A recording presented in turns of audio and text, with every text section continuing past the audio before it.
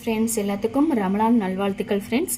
நான் வந்து கடலை மாவு வச்சு அல்வா செய்ய போகிறேன். இதுக்கு தேவையானது வந்து கடலை மாவு, நெய், ஜீனி, அப்புறம் முந்திரி பருப்பு.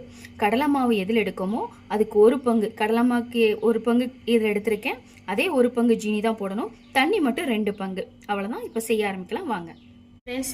அப்புறம் நெக்ஸ்ட் ஸ்டெப்புன்னு பார்த்தீங்கன்னா, அதாவது என் நெய்யை வந்து ஒரு 4 ஸ்பூன் விட்டு இந்த கடலை மாவை நல்ல பேனில் வச்சு வறுக்கணும் ஃப்ரெண்ட்ஸ். நல்ல இந்த பச்சை வாசனை போகிற வரைக்கும் வறுக்கணும். அப்புறம் முந்திரி பருப்பு வறுத்து வச்சுட்டேன். பக்கத்தில் ஒரு சின்ன பாத்திரத்தில் வந்து நல்ல வெந்நி இந்த மாதிரி கொதிக்கும் போது வச்சுக்கோங்க. இப்போ இதை நல்லா வறுத்துட்டு இந்த வெந்நியை எடுத்து ஊற்றணும் ஃப்ரெண்ட்ஸ். நம்ம எந்த பாத்திரத்தில் கடலை மாவு எடுத்தோமோ அதே கிண்ணத்தில் 2 கிண்ணம் இதில் ஊற்றுங்க. கரெக்டாக இருக்கும். 1 கிண்ணம் ஜீனி. இப்போ இதை நல்ல பச்சை வாசனை போகுது வரைக்கும் நல்லா வறுக்கணும். அதுதான் மெயின். இல்லைன்னா பச்சை வாசனை அடிக்கும். மற்றபடி நல்லா டேஸ்ட்டாக இருக்கும் ஃப்ரெண்ட்ஸ்.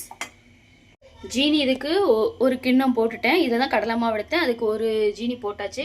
1 பங்கு ஜீனிக்கு 2 பக்கம் தண்ணி, நல்லா கொதிக்கிற தண்ணியை விடணும் ஃப்ரெண்ட்ஸ். அது மாதிரி தான் மெயின்.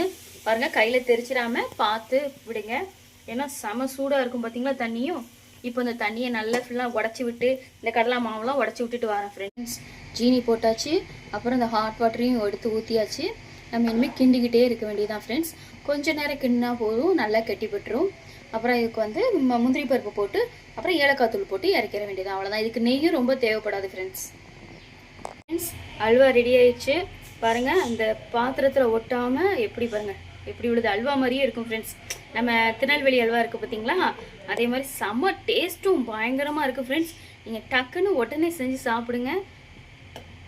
கார்னிஷ்க்கு வந்து முந்திரி பருப்பையும் அப்புறம் வந்து குங்குமப்பூவும் போட்டு வச்சுருக்கேன்.